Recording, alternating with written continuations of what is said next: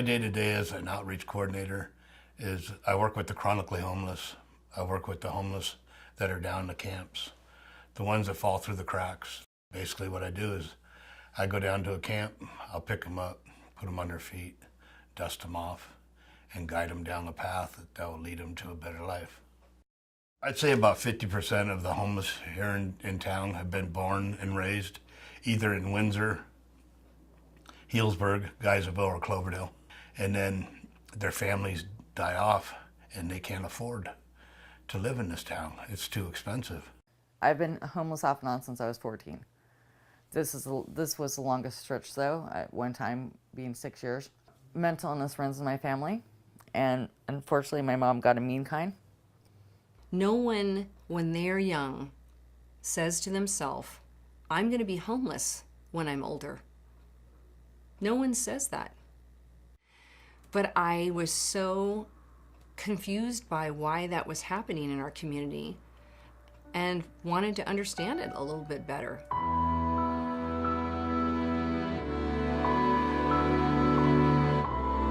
We are Peter and Jenny Bissler, and we live in Bemidji, Minnesota, which is in northern Minnesota.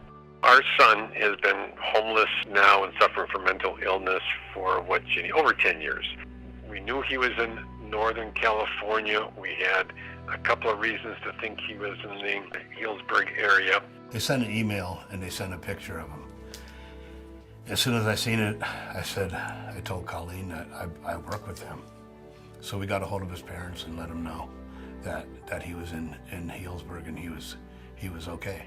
You know, in between those times when you don't hear from a loved one, you don't know if they're dead or alive. You're just hoping that there's angels out there. Now he's getting his shots every month, and he's a different person. If it wasn't for Reach for Home, I know this right now for us, it would be very difficult. We may not know where our son is, and now Reach for Home has given us a lot of hope that our son can be independent, can be self-sufficient in his own way. On May 30th of last year, I had a massive stroke. I said, oh, I'm ready now. I'm ready to go inside. Can you help me? And Reach for Home and Rick did it. They got me inside. So my family's so relieved. Everybody's, you know, because everybody was convinced I was going to die out there.